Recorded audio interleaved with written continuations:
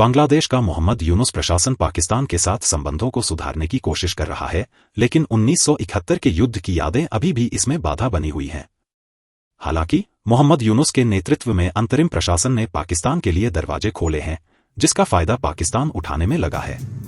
आइए जानते हैं पूरी खबर। पाकिस्तान और बांग्लादेश एक दूसरे के तेजी से करीब आ रहे हैं। पाकिस्तान और बांग्लादेश ने हाल ही में अपने द्विपक्षीय संबंधों को फिर से स्थापित करने की दिशा में महत्वपूर्ण कदम उठाया। 17 अप्रैल को दोनों देशों ने 15 वर्षों में अपनी पहली विदेश सचिव स्तरीय वार्ता की। इस बैठक के लिए पाकिस्तान की विदेश सचिव आमना बलूच ढाका पहुंची थी। बैठक के दौरान व्यापार, आर्थिक सहयोग, क्षेत्रीय मामलों और ऐतिहासिक रूप से अनसुलझे विवादों समेत कई मुद्दों पर चर्चा हुई। बलूच ने बांग्लादेश के मुख्य सलाहकार मोहम्मद यूनुस से भी मुलाकात की।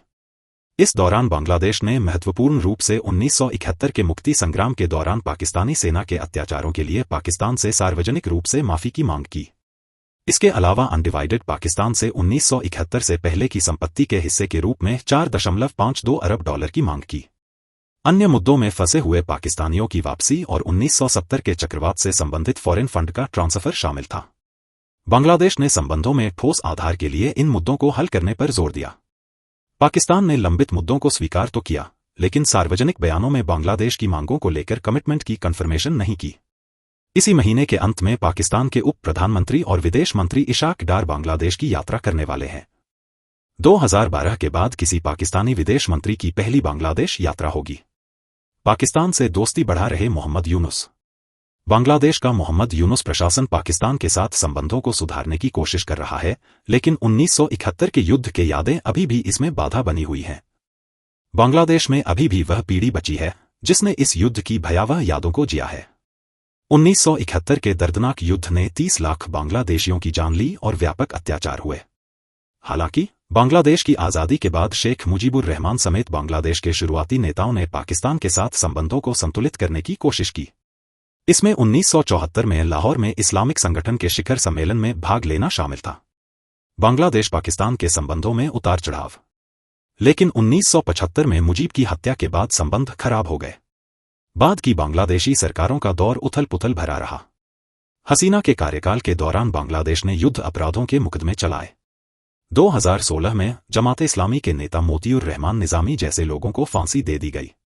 इसकी पाकिस्तान ने निंदा की और संबंधों में तनाव पैदा हुआ। 2009 से 2024 तक हसीना के कार्यकाल के दौरान बांग्लादेश और पाकिस्तान के संबंध ठंडे पड़े रहे। अगस्त 2024 में छात्र प्रदर्शन के बाद हुई उथल पुथल ने हसीना को ढाका से भारत भागने पर मजबूर कर दिया। इसके बाद मोहम्मद यूनुस के नेतृत्व में सरकार का गठन हुआ, जिसने पाकिस्तान परस्त जमात जैसे कट्टरपंथियों को खुली छूट दी। यूनुस ने बांग्लादेश के दरवाजे पाकिस्तान के लिए खोल दिए। बांग्लादेश में घुसना चाहता है पाकिस्तान।